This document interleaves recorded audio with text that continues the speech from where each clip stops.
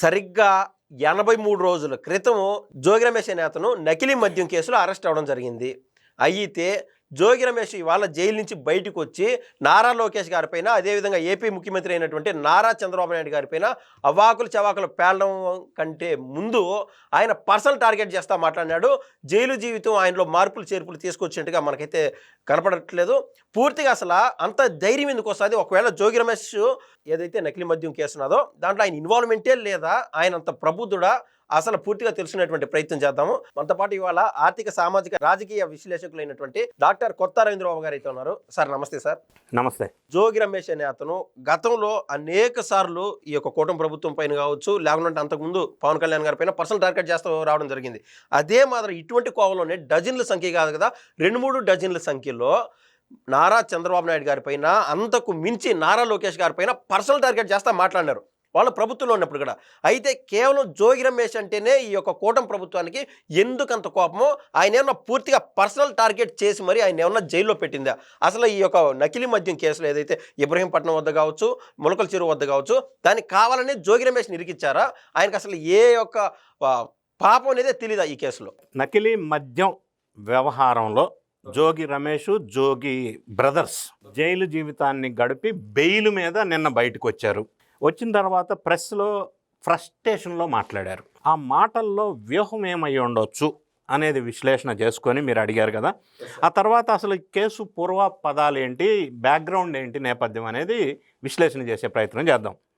So నిన్న ఆయన మాటల్లో ప్రధానంగా కనిపించింది ఫ్రస్ట్రేషన్. ఆ ఫ్రస్ట్రేషన్ తోటి ఆయన చంద్రబాబు నాయుడు గారిని, లోకేష్ని ప్రధానంగా పర్సనల్ టార్గెట్ చేస్తూ వ్యాఖ్యలు చేశారు. ప్రధానమైన ఫ్రస్ట్రేషన్ కారణం ఏంటంటే, చంద్రబాబు నాయుడు గారు మీద కోపం పెరగటానికి వైఎస్ఆర్ కాంగ్రెస్ పార్టీలో జోగి రమేష్ మాజీ మంత్రిగా అవకాశం రావటానికి ఒక వ్యూహాత్మకంగా ఆయన ముందుకెళ్ళాడు. అందుకే ఆయన పదవి వరించింది అప్పట్లో వైఎస్ఆర్ కాంగ్రెస్ పార్టీ అధికారంలో ఉన్నప్పుడు. అయితే ఈ బ్యాక్గ్రౌండ్ నేపథ్యంలో జోగి రమేష్ జైల్లో అనుభవిస్తే 83 రోజులు వైఎస్ జగన్ రెడ్డి గారు ఏ ఒక్క కార్యకర్త లేదా ఒక సెకండ్ లెవెల్ లీడరు జైలు పాలైతే వెళ్ళి పరామర్శించటం, వాళ్ళ కుటుంబాన్ని ఓదార్చటం సహజంగా అందరికీ చేస్తున్నాడు జైలు బాట. ఎగ్జాక్ట్లీ. కానీ మీరు గమనించినట్టయితే, నిశ్చితంగా గమనించినట్టయితే, లిక్కర్ స్కామ్లో ఇరుక్కున్న వాళ్ళు మిథున్ రెడ్డి, చెవిరెడ్డి భాస్కర్ రెడ్డి ప్రధానంగా వాళ్ళని పరామర్శించాల. కల్తీ మద్యం స్కామ్లో ఇరుక్కున్న వాళ్ళు జోగి బ్రదర్స్ పరామర్శించాల. ఈ డిఫరెన్స్ మనకి నిశ్చితంగా గమనిస్తే అర్థమవుతుంది. మిగతా అంతా చోటమోటా వాళ్ళని కూడా పరామర్శించాడు. ఆఖరికి జనాల దగ్గరలో ఎవరైతే డ్రగ్ స్మగ్లర్లు, డ్రగ్ అలవాటు ఉండే వాళ్ళు ఉన్నారో వాళ్ళని కూడా పరామర్శించాడు. కానీ ఈ కల్తీ మద్యం లేదా ఈ తమ్మళ్ళపల్లి వ్యవహారంలో మాత్రం వాళ్ళ జోలు వెళ్ళాల. దానికి ఎందుకు మరి వైఎస్ జగన్ గారు అందరికీ జైలు బాట వెళ్ళి వీళ్ళకి ఎందుకు వెళ్ళలేదు అంటే, ఆ 2 కేసుల్లో జగన్ రెడ్డి గారు అంతిమ లబ్ధిదారులు, ఈయన సూత్రధారి అనేది అంటే ప్రైమా ఫేసి ఎస్టాబ్లిష్ అయింది. కాబట్టి జైల్లోకి వెళ్తే ఇంకా తిప్పలు వస్తాయని చెప్పి ఎక్స్పర్ట్స్ సలహా మేరకు ఆయన పరామర్శించాల, కుటుంబాలను కూడా పరామర్శించాల. అయితే జోగి రమేష్ బాధ, ఆవేదన ఏంటంటే, జైల్లో ఉంటే ఈయన కనీసం పరామర్శించలేదు ఫ్యామిలీని కానీ వీళ్ళని కానీ. ఆ పరామర్శిస్తే కొంత ఉపశమనం వచ్చేది ఆయనకి, భరోసా. ఆ ఫ్రస్ట్రేషను, ఆ బాధ, ఆవేశం ఆయనలో ఉంది. అది పోగొట్టాలి అంటే, జగన్ రెడ్డి గారి కళ్ళల్లో ఆనందం చూడాలి అని అంటే మళ్ళీ పాత ఫార్ములా ఒకటి ఉంది. చంద్రబాబు నాయుడు గారి ఇంటి మీద దాడి చేశాడు కాబట్టి అప్పట్లో ఆయనకి మంత్రి పదవి వరించింది. సో అప్పుడు జగన్మోహన్ రెడ్డి గారు ప్రసన్నం చేసుకున్నారు. ఇట్లాంటివి చేస్తే ఆయన ఆశీస్సులు ఉంటాయి. అప్పట్లో అది జరిగింది. ఇప్పుడు కూడా చంద్రబాబు నాయుడు గారిని, లోకేష్ని డైరెక్ట్గా వ్యక్తిగతంగా కామెంట్ చేసి విమర్శిస్తే జగన్ రెడ్డి గారి కళ్ళల్లో మళ్ళీ ఆనందం చూస్తే మళ్ళీ దగ్గరికి చేరుస్తాడు అన్న ఆశ అయ్యి ఉండవచ్చు. ఓకే, ఈ తీవ్రమైన వ్యాఖ్యలు ఆయన ఏమంటున్నాడంటే, సార్ నేను తిరుమలకు వస్తాను, లేకుంటే అమ్మవారి గుడి చెంతకు వస్తాను, నారా లోకేష్ నీకు దమ్ము ధైర్యం ఉంటే రా, లేదంటే నేనే మీ ఇంటికి వస్తాను, నువ్వు మా ఇంటికి రా. లేని పక్షంలో గతంలో రిపీట్ అవుతుంది. నేను ఆ రోజున ఎట్టయితే నారా చంద్రబాబు నాయుడు గారి ఇంటి వద్దకు వచ్చానో మీరు ఎవరైనా మర్చిపోయినారేమో, అదే రిపీట్ అవుతుంది. జోగి రమేష్ గురించి మీకు అర్థం కాలేదు అని ఆయన ధమ్కి ఇవ్వడం జరిగింది. సార్ తద్వారా నేను అంటాను ఏంటంటే, సో ఇటువంటి తీవ్రమైన వ్యాఖ్యల నేపథ్యంలో జగన్మోహన్ రెడ్డి గారుకి ఆయన స్టఫ్ ఇచ్చినట్లే ఉంది సార్. అంటే ఈ కేసు అనేది నిర్వీర్యం అయిపోతుంది. అంటే పబ్లిక్ యొక్క కాన్సన్ట్రేషన్లో ఈ వ్యాఖ్యలు మాత్రం ప్రైమా ఫేసి కింద తీసుకొని డైల్యూట్ చేసి డైవర్ట్ చేయటం అని మీరు అంటారు. ఇప్పుడు నేనేమంటానంటే ఇది ఒక హాస్యాస్పదమైన కామెంట్స్, సీరియస్ కామెంట్స్ కంటే కూడా ఈ మాట ఎందుకు అంటున్నానంటే, కేసు ఒక వ్యక్తి మీద ఒక కేసు నమోదు చేయబడ్డప్పుడు ప్రైమా ఫేసి ఆధారాలు ఉన్నప్పుడు జైల్లో కొంతకాలం గడిపినప్పుడు బెయిల్ మీద బయటికి వచ్చినప్పుడు అంటే కేసు ఎస్టాబ్లిష్ అయింది. ఆ సందర్భంలో ఏం చేయాలి? ఎవరైనా కేసులో ఈయనకి సంబంధం లేదు అనేది నిరూపించుకోవాలి. కోర్టులో చేయవలసిన ప్రాథమిక కర్తవ్యం.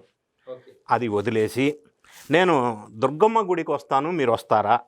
ఎందుకు రావాలా దుర్గమ్మ గుడికి? అంటే తప్పు చేసి నేరం చేసి బెయిల్ మీద బయటకు వచ్చిన ప్రతి ఒక్కడు చీఫ్ మినిస్టర్ దుర్గమ్మ గుడికి రావాలి, ఏడుకొండల గుడికి రావాలా, మా ఇంటికి రావాలా, లేదా మీ ఇంటికి రమ్మంటావా, ప్రమాణం చేద్దామా? ఇవి ఎక్కడున్నాయి? అంటే ఈ విధంగా సొల్యూషన్స్ వస్తే ఈ విధంగా నేరస్తులకి ఒక సొల్యూషన్ ఇదైతే కోర్టులు అక్కర్లా, జైళ్ళు అక్కర్లా, ప్రతి ఒక్కడు ప్రమాణ స్వీకారం గుడుల దగ్గర చేసుకోవచ్చు కదా. ఇది ఏ విధం ఈ ఆలోచన అసలు ఇట్ సెల్ఫ్ ఈజ్ రాంగ్ కదా. అంటే ఆయన మానసిక స్థితి ఫ్రస్ట్రేషన్లో ఉంది.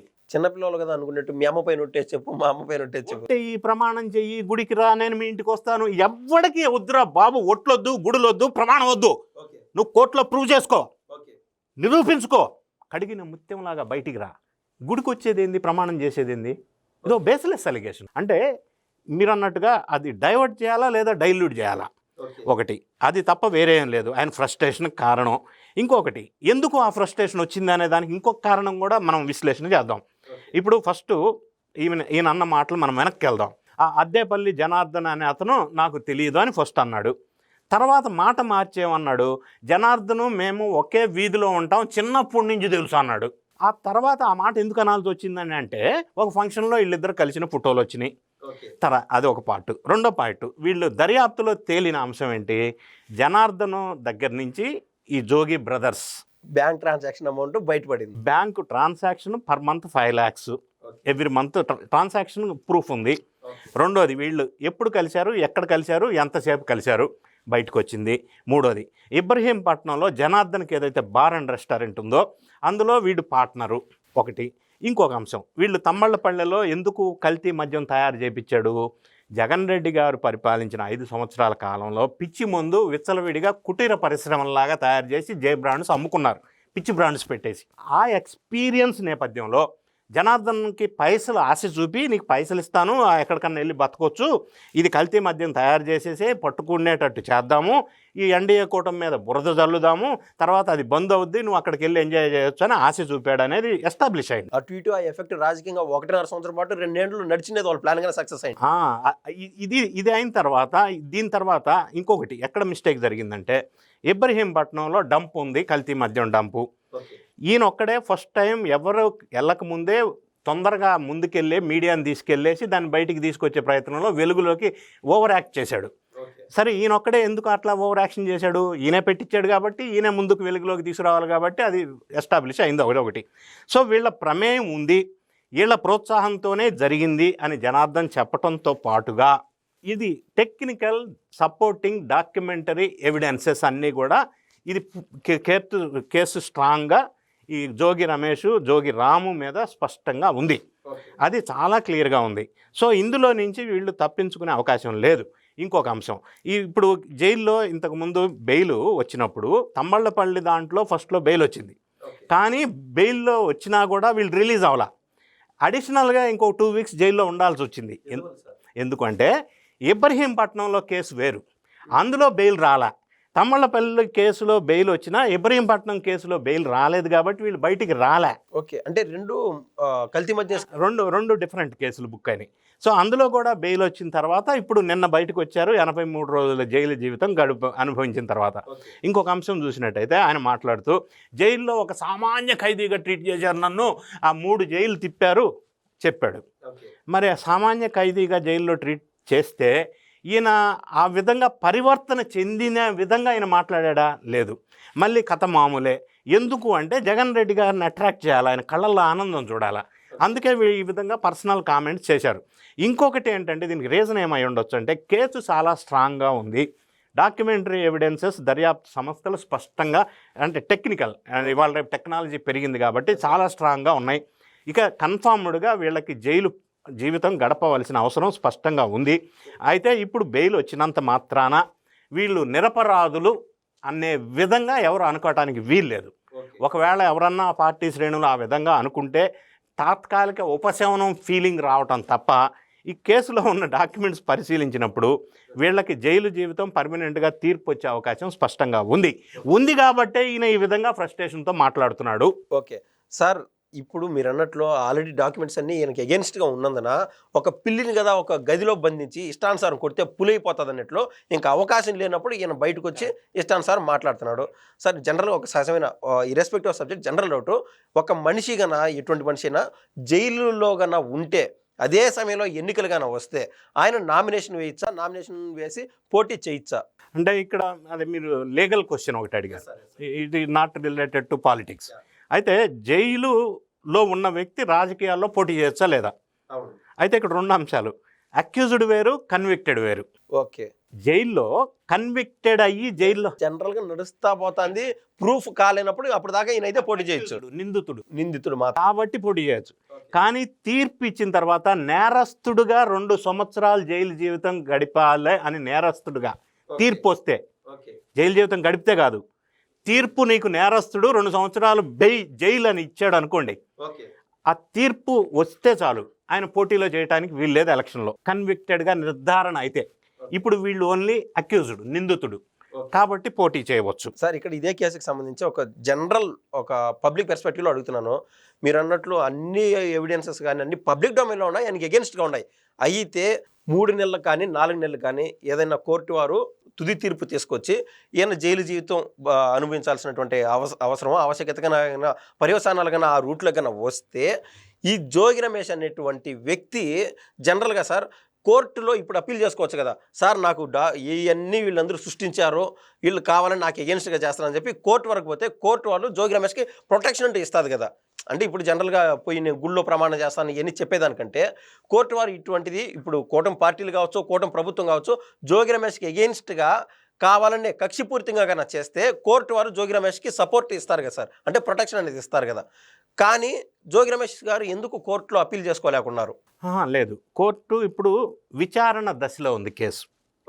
దర్యాప్తు సంస్థల వాళ్ళు ఇచ్చిన రిపోర్టు సాక్ష్య ఆధారాల మీద కేసు విచారణ దశలో ఉంది.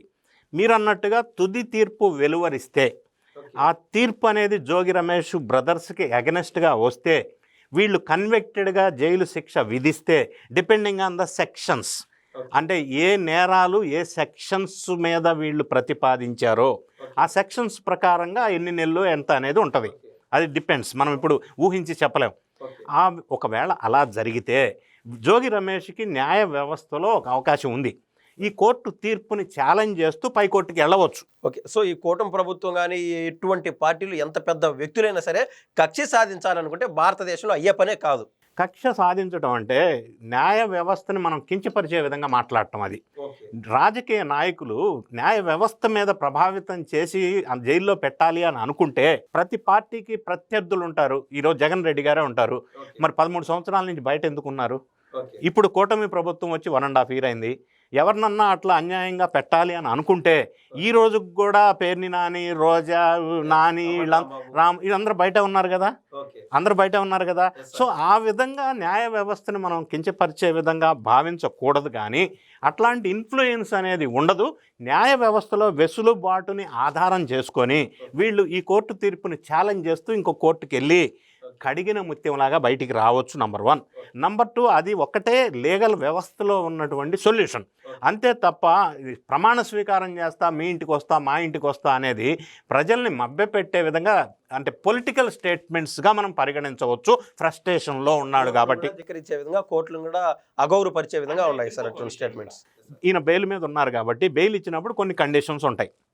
ఆ కండిషన్స్ వైలేట్ చేసినట్టుగా వీళ్ళు ప్రవర్తిస్తే ఇప్పుడు మళ్ళీ కండిషన్స్ వైలేట్ చేశారు కాబట్టి బెయిల్ క్యాన్సిల్ అవుద్ది. సార్ సింపుల్గా ఇది కండిషన్ వైలేట్ అయినట్ట, వైలేట్ కానట్ట? కండిషన్స్ ఏముంటాయి? సాక్షుల్ని ప్రభావితం చేయకూడదు, ఈ ప్రదేశాన్ని వదిలి వేరే దగ్గరికి వెళ్ళకూడదు, వేరే కంట్రీస్ వెళ్ళకూడదు, తర్వాత ఇందులో ఈ కేసు గురించి మిగతా వాళ్ళని ప్రభావితం చేయకూడదు, ఇటువంటి కండిషన్స్ ఉంటాయి.